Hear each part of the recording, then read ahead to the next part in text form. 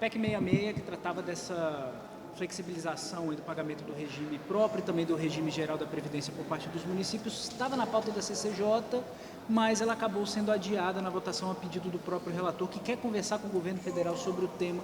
Isso é uma sinalização de que talvez vai haver algum debate mais aprofundado, que não precise de uma PEC para poder facilitar um pouquinho o pagamento para os municípios?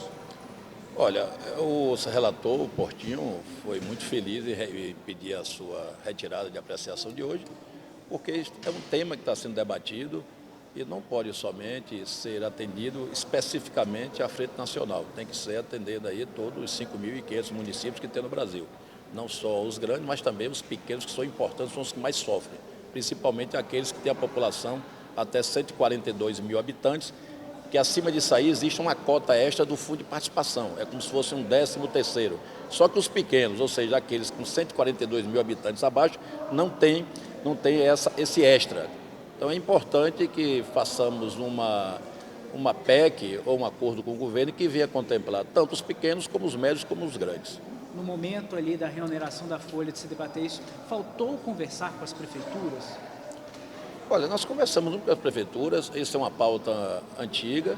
Me lembro que quando a gente começou a defender essa causa, tem aproximadamente aí 1 ano e meio, em plena pandemia, e nós conseguimos aí sensibilizar a maioria esmagadora do Congresso Nacional, votamos, aprovamos no Senado, aprovamos na Câmara, o governo vetou, foi derrubado o veto, e depois o governo apresenta uma medida provisória indo de encontro ao Congresso Nacional.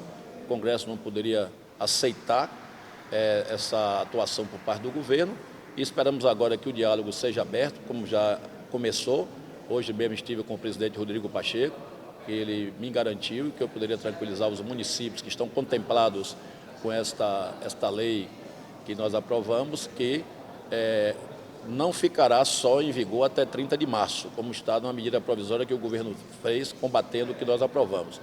E nós vamos ter solução para que não termine essa desoneração até o dia 31 desse mês de março e continue a vigorar a partir de abril também, até se ter uma solução consensual entre o governo, o Congresso e os municípios brasileiros. Senador, a respeito do PL que vai ser enviado de maneira alternativa à medida provisória, qual que é a perspectiva dos municípios em relação à proposta que vai ser apresentada para o desenho desse projeto de lei? Olha, eu espero que nesse projeto, que até agora não chegou às nossas mãos, ele venha contemplar também a compensação dos débitos dos municípios brasileiros para com a União e a União com os municípios. Porque não adianta fazermos um projeto de lei sem atingir também essa compensação. Vários municípios têm a receber da União e a União diz que tem a receber dos municípios na questão da Previdência, que realmente tem. É um débito de quase 200 bilhões, mas é um débito impagável. Então não adianta a gente ficar pensando, fingindo, um faz que paga, outro faz que recebe. Nós temos que ter uma solução definitiva. Eu acho que a compensação, que já foi lei em 2017, ela tem que ser rediscutida para que com essa rediscussão a gente faça esse encontro de contas e quem estiver devendo um pague ao outro. Agora não pode um ficar dizendo que deve e outro ficar dizendo que não deve. Então está na hora de a gente exercitar essa lei que já foi aprovada e deixar tranquilidade para os municípios, porque tudo acontece nos municípios.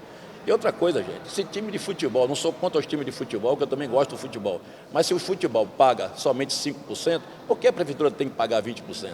Isso eu acho um absurdo. Então eu acho que nós temos que fazer aí um consensual dos segmentos que realmente prestam um bom serviço à sociedade.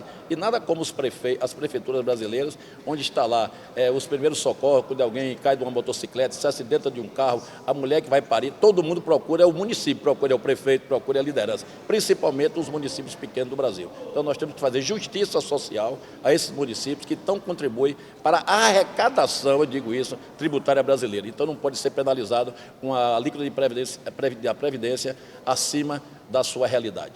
E a respeito do prazo da tramitação dessa matéria, a perspectiva é de que seja aprovada até o final de março, antes de 1º de abril. Como está essa conversa com o Senado?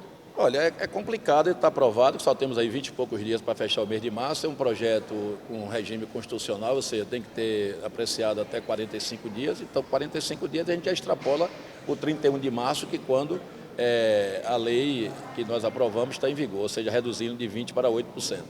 Mas nós vamos ter solução, conversei já com o presidente do Senado, vamos ter uma solução, porque mesmo que o projeto esteja tramitando, e também consensual, que se caso ultrapasse o 30 de março, que os efeitos da lei anterior que está em vigor da desoneração fique valendo até a aprovação do projeto.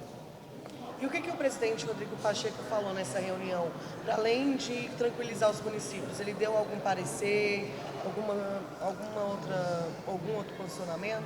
O presidente Rodrigo, aliás, a maioria do Senado, eu vou logo ampliar, a maioria do Congresso é favorável à redução da alíquota previdenciária para os municípios brasileiros. Eu acredito que mais de 90% dos deputados e senadores são favoráveis a manter o que já foi aprovado, reduzindo de 8% ou de 20% para 8%. Isso traz algum mal-estar com o governo? Como que o Congresso avalia essa questão do aumento da remuneração? Olha, isso aí não é um consenso. Tem parte de membros do governo que são favoráveis a essa redução, como tem membros que são contrários, somente no afã de arrecadar. Mas não podemos ter somente apoiando quem tem o afã de arrecadar e sacrificar os municípios brasileiros, principalmente aqueles que têm até 142 mil habitantes. Então nós vamos ter que chegar ao consenso para agradar quem é contra e quem é a favor. Mas eu torço que continue o 8%. Mas isso trouxe algum mal-estar com o governo ou não?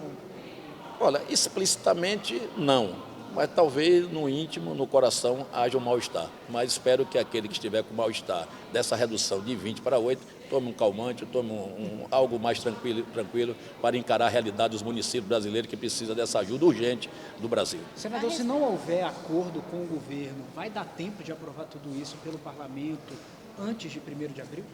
Olha bem, como eu falei, nós vamos continuar a desoneração. Essa é a ideia que nós tivemos hoje conversando com o presidente Rodrigo, que é uma decisão monocrática. Ele pode retirar também da MP os municípios e como também pode retirar o PS. Isso é uma decisão que não precisa nem de votação, é decisão dele como presidente do Congresso. E ele me assegurou que eu poderia tranquilizar os municípios e não vai voltar os municípios a ser reonerado sem primeiro decidir o que é que vai acontecer com esse novo projeto que a gente não sabe ainda qual é o seu conteúdo. Vem somente pela imprensa, a ventilação, mas ninguém sabe o que é que vem. Espero que venha algo palatável que agrade os municípios brasileiros que estão sofrendo e ansiosos, nervosos com essa volta com essa reoneração que estão aí desenhando. Mas nós vamos lutar para continuar a desoneração. Esse prazo, essa alíquota de 8%, ela seria por um prazo temporário, para depois voltar gradualmente aos 20%, ou seria algo permanente? Olha, hoje já é lei, está em vigor, aprovado, sancionado, que o 8 é eterno. Não existe nenhum escalonamento para voltar a 20. Agora, eu não sei o que o novo projeto vai vir. Eu sempre digo o seguinte, ninguém pode tratar empresa como, prefeitura como empresa. Imagine, uma Vale do Rio Doce é uma mega empresa, paga 20. Uma Petrobras é uma mega empresa, paga 20. E o município paga 20 também. Olha que falta até de base. Os municípios brasileiros terem o mesmo tratamento do que as grandes empresas que pagam 20%. Então nós queremos o quê? Que a gente se adeque e se iguale àquelas que foram desoneradas. Mesmo assim, 8% é até acima dos segmentos da sociedade que foram desonerados. Mas acredito que chegaremos a um bom senso, a um consenso em prol do municipalismo brasileiro.